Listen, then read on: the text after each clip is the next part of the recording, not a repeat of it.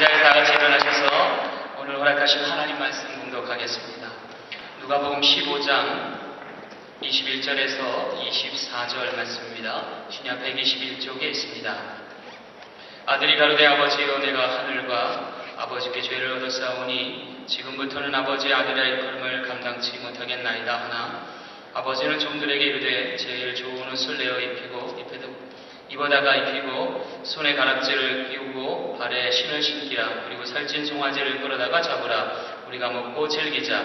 이내 아들은 죽었다가 다시 살아났으며 내가 잃었다가 다시 얻었노라 하니 저희가 즐거워하더라. 아멘. 우리 옆에 있는 지체와 인사 나누겠습니다. 당신은 하나님께서 베푸신 상급입니다.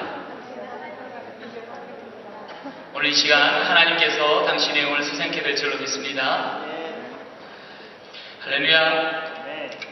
우리 옛말에 그런 말이 있어요. 눈 뜨고도 코 베어간다 라고 하는 말이 있어요. 아마도 이 말은요, 현대사회의 변화의 그 물결 속에 자기 자신이 덩그런 채 던져져 있는 현대인을 지칭하는 그런 말로도 사용할 수 있을 겁니다. 우리 가운데 많은 두려움이 있습니다. 그렇죠? 얼마 전에 우리 청년들에게 전화를 몇 통 받았는데 잘 열심히 일하던 직장에서 뜻하지 아니하게 실직한 청년들이 몇 명 있더라고요. 그 말을 듣고서 이제 경제 불황이 어른들에게만 있는 것이 아니라 우리 청년들의 피부에 와 닿는구나 라는 생각을 해봤습니다. 우리 모두는요 저마다의 두려움을 갖고 살아갑니다. 그것의 주된 원인은 바로 상실에 대한 두려움입니다. 무언가를 잃어버릴 것 같은 두려움인 것입니다. 여러분들 자동차를 많이 타는데 이 자동차 타는 것이 늘 위험에 노출되어 있습니다. 그렇죠? 멀쩡한 사람도 큰 사고를 당하면 하루아침에 불구자가 될 수 있기 때문에 그렇습니다. 그래서 사람들은 보험에 들어요. 자동차 보험을 다 들고 있죠, 여러분들. 또 어떤 이들은 질병 가운데 늘 노출되어 있는 청년이 있어요. 그래서 조금만 날씨가 좋지 않거나 또 자신의 몸의 컨디션이 좋지 않으면 탈이 나는 그래서 질병 가운데 늘 두려움 가운데 있는 청년들이 있을지 모르겠어요.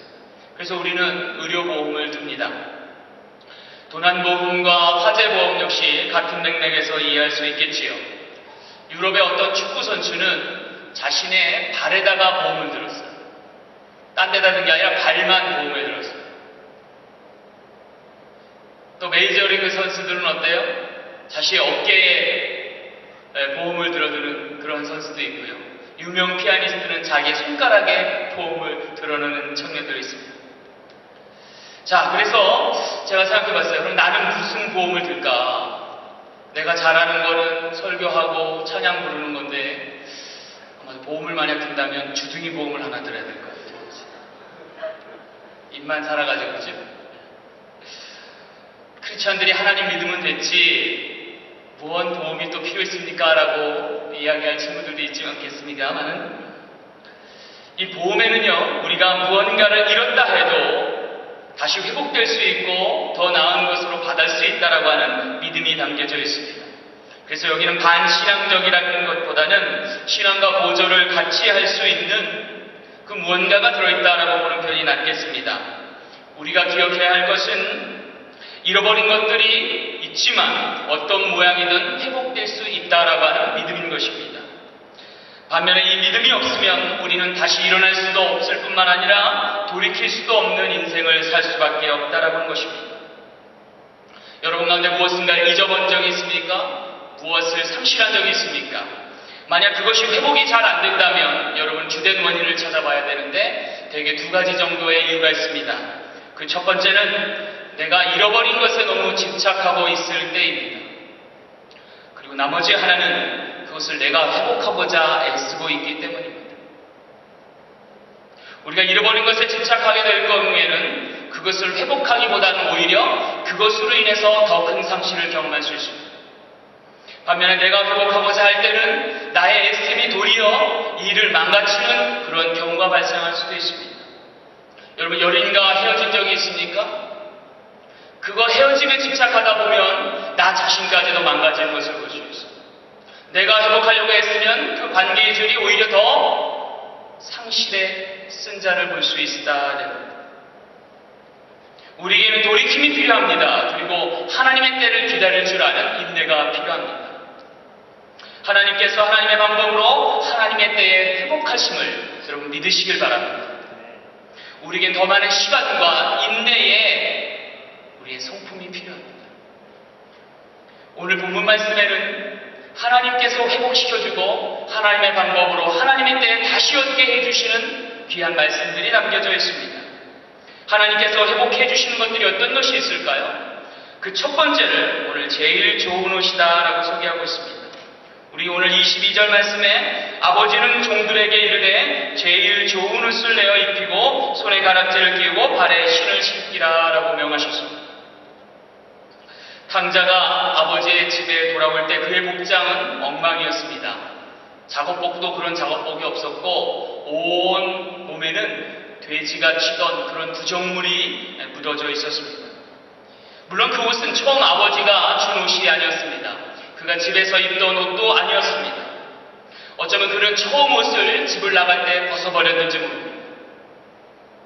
아버지의 품을 떠날 때 얼마나 자유를 만끽했겠어요? 아버지가 준 물건을 모두 벗어던졌을지 모르겠어요. 그리고 그는 세상의 옷으로 갈아입습니다. 유명 브랜드 옷을 입었는지 모르겠어요. 자신이 원하는 색깔, 자신이 원하는 모양, 자신의 취향대로 취하여 입은 옷이었을 거예요. 얼마나 좋았겠어요. 이젠 자유다. 혹시 여러분 집에서 독립했을 때 느낀 그 자유를 잊지 않고 있지 않습니까? 와, 이제는 내 맘대로. 엄마의 잔소리도 아빠의 간섭도 이제는 내게 소용없는 무용지물. 오직 내가 내 삶을 주관하고 내가 내 삶을 통제할 뿐이다. 내 맘대로 잘 때 자고 내 맘대로 입고 내 맘대로 좋아하는 내 삶의 주인은 나다 라고 한 적이 있었느냐. 세상의 브랜드가 어느덧 낡은 옷이 되었어요. 그래서 이제는 작업복으로 입는 옷이 되었어요. 그의 직업은 돼지를 치는 일이었습니다. 그리고 그는 그 옷을 입고 있다가 돼지의 구정물도 쓰이기도 하고 돼지와 함께 둥글기도 했을 것 같아요. 그렇게 살다 보니까 그가 갖춰 입었던 옷이 너더기가 됐어요. 근데 공교롭게도 아들이 집에 돌아올 때는 그 옷을 입은 채 돌아왔다라는 거예요. 여러분, 이스라엘 백성들은 돼지를 가장 부정한 짐승으로 봅니다. 그래서 돼지고기도 안 먹어요. 돼지를 만지지도 않아요. 그 부정이 올까봐. 그런데 돼지와 함께 거기서 일하고 둥글었던 그 옷을 입고서 지금 아버지 앞에 나타나는 거예요. 가장 나쁜 옷이에요, 지금. 탕자가 입고 오는 옷은 가장 더러운 옷이고 가장 불결한 옷이고 가장 추하고 남루한 그런 옷을 입고 있습니다. 감히 이 몰골로는 전에 내가 만났던 사람들, 알고 있던 사람들에게 보이기조차 꺼릴 뿐만 아니라 아버지 앞에는 채술 수도 없는 그 몰골입니다. 그런데 이 둘째 아들이었던 탕자는 돌이켰어요. 그래서 지금 아버지